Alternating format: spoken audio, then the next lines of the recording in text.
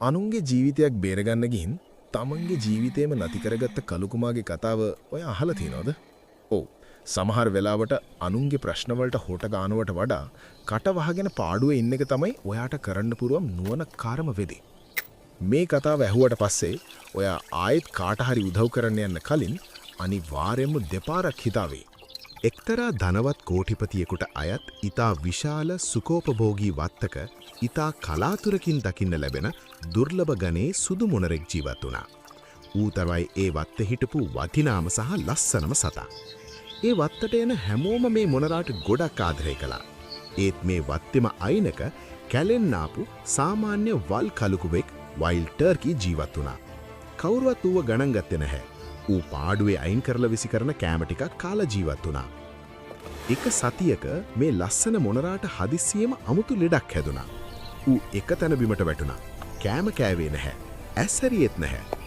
කෝටිපතියා ගොඩක් කලබල වෙලා ලෝකේ ඉන්න දක්ෂම සත්ව වෛද්‍යවරුන්ම ගෙන්වලා පෙන්නුවා. මිල අධික බෙහෙත් විටමින් වර්ග දුන්නත් කිසිම දෙයක් වැඩ කළේ නැහැ. අන්තිමට ප්‍රධාන වෛද්‍යවරයා සුසුමක් හෙලලා මෙහෙම කිව්වා. මහත්මයා, මේ සතාගේ ඇඟේ ඉන්ද්‍රියන් අක්‍රිය වෙමින් පවතින්නේ. හිට උදේ වෙද්දි ඌට නැගිටින්න බැරි වුණොත් අපිට ඌට වේදනාව නැති කරන්න වස දීලා නිදි කරවන්න සිද්ධ වෙනවා. කෝටිපතියත් දුක දුකකින් වුණත් ඒකට කැමති වුණා.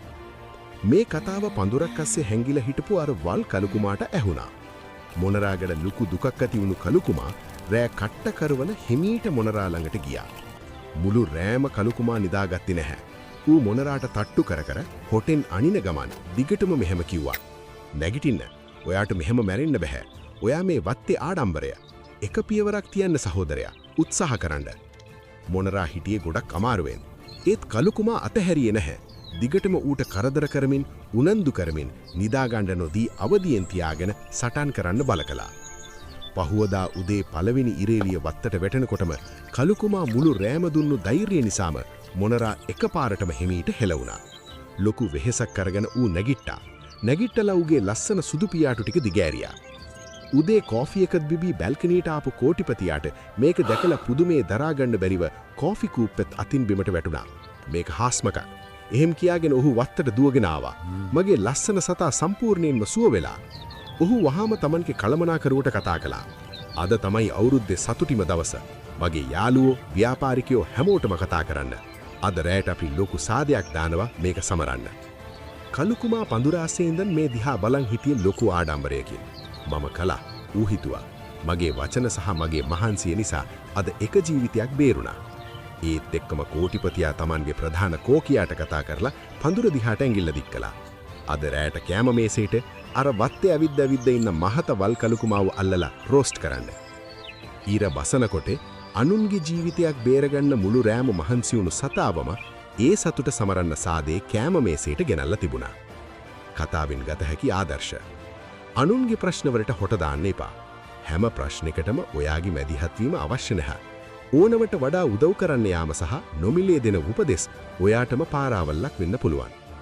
කරුණාවන්තකමට හැමතිස්සෙම ප්‍රතිඵල ලැබෙන්නේ නැහැ. මේ ලෝකයේ හැම වෙලේම ඔයාගේ මහන්සියට, අවංකකමට සහ කරුණාවට තියාග දෙන්නේ නැහැ. සමහර වෙලාවට ඔයාගේ අනවශ්‍ය වීරකම් වලට වන්දි ගෙවන්න වෙන්නේ ඔයාගේම ආරක්ෂාවෙන්. වීරයා තමයි බිල්ලට යන්නේ. ඇත්ත ජීවිතයේදී තිර පිටපස ඉඳන් අනුන්ව සාර්ථක කරන්න මහන්සි වෙන සහ කතා කරන කෙනාට නෙවෙයි හැමදාම කීර්තිය ලැබෙන්නේ. ගොඩක් වෙලාවට ඒ අයව පාවිච්චි කරන්නේ අනිත් අයට උඩට යන්න තියෙන පඩිපෙලක් විදියට විතරයි. නිහබතම තමයි ලොකුම ප්‍රඥාව. යාගේ ශක්තිය ආරක්ෂා කරගන්න. අනුන්ට උදව් කරන්න, හැබැයි ඒක කරන්න ඕනේ නිවැරදි වෙලාව, තැන සහ Tamanගේ ආරක්ෂාව ගැන හොඳ අවබෝධයකින්. සමහර වෙලාවට කට වහගෙන පාඩුවේ ඉන්න එක තමයි ඔයාට කරන්න පුරුවන් නුවණ කරම වැඩේ.